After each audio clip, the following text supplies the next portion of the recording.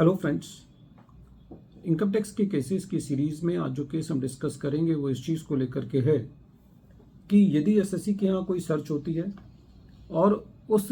Search के initiate होने के बाद असेसिंग ऑफिसर पिछले किसी 6 सालों में से उसकी असेसमेंट सेक्शन 143 सब सेक्शन 3 के अंदर कंप्लीट कर देता है, जो कि उस डेट पर पेंडिंग थी जिस डेट पर सर्च हुई, तो क्या वो असेसमेंट वैलिड है या वो असेसमेंट सेक्शन 153A के अंदर मर्ज होकर के अबेट होकर के कंप्लीट की जानी चाहिए थी। यही इशू गुवाहाटी ITAT ने अपने case Emplex projects private limited versus deputy commissioner of income tax के केस में डिसाइड की।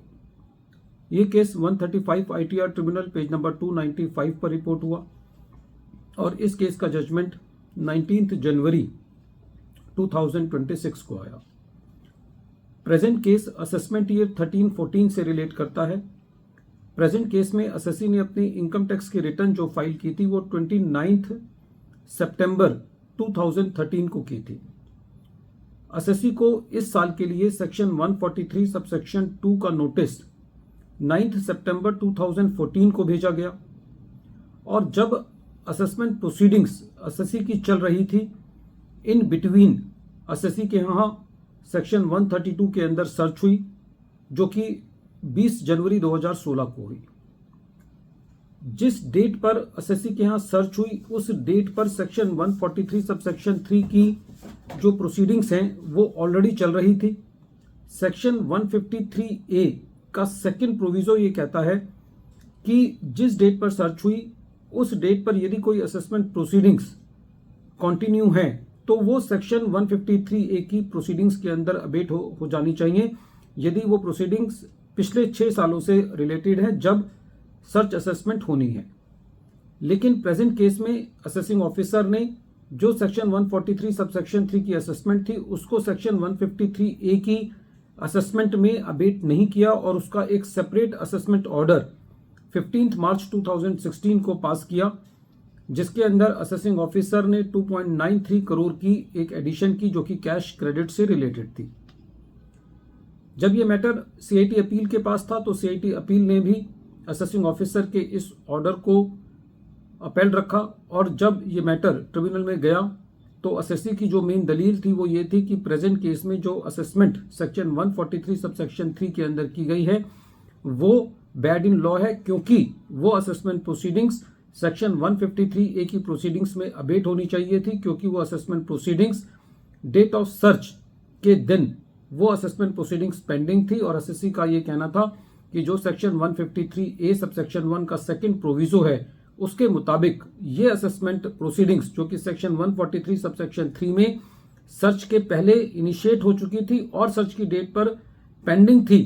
वो सेक्शन 153A की प्रोसीडिंग्स में अबेट होनी चाहिए थी। उनकी सेपरेट असेसमेंट ऑर्डर पास नहीं किया जाना चाहिए था। जब ट्रिब्यूनल ने इस मैटर को सुना तो ट्रिब्यूनल ने पाया कि जो असेसिंग ऑफिसर ने सर्च के बाद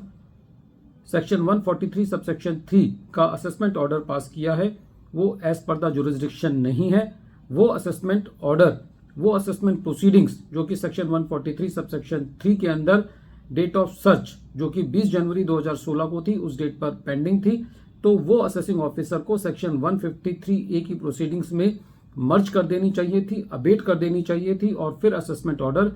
section 153A read with section 143 sub section 3 करना चाहिए था। और इस तरीके से ट्रिब्यूनल ने जो असेसिंग ऑफिसर ने एडिशन किया था सेक्शन 68 के अंदर 2.93 करोड़ का सेक्शन 143 सब सेक्शन 3 के असेसमेंट ऑर्डर के थ्रू उस असेसमेंट प्रोसीडिंग्स को क्वैश किया। फ्रेंड्स, केस इस लहजे से इंपॉर्टेंट है क्योंकि ये केस भी इसी चीज की तरफ बताता है कि जो असेसमेंट प्रोसीडिंग्स जिस सेक्शन में की जानी चाहिए वो उसी सेक्शन में की जानी चाहिए। कई बार ऐसा होता है कि रेवेन्यू असेसी की प्रोसीडिंग्स सेक्शन 148 में कर देता है जब सेक्शन 153C में होनी चाहिए। कई बार ऐसा होता है कि सेक्शन 143 सब सेक्शन 3 में कर देता है जब 153A में होनी चाहिए। तो ऐसी सारी क्रॉस असेसमेंट्स जो कि उस सेक्शन के मैंडेट के तहत नहीं है, वो सारी असेसमेंट प्रोसीडिंग्स जो है वो को चैलेंज उनके जुरिस्डिक्शनल ग्राउंड पर किया जा सकता है। वीडियो के अंत में एक बार फिर मैं केस का नाम रिपीट कर रहा हूं, केस का नाम है Emplex projects private limited versus deputy commissioner of income tax, और ये case 135 ITR tribunal page number 295 पर रिपोर्ट हुआ और इस केस का जजमेंट 19 जनवरी 2026 को आया। Thank you friends.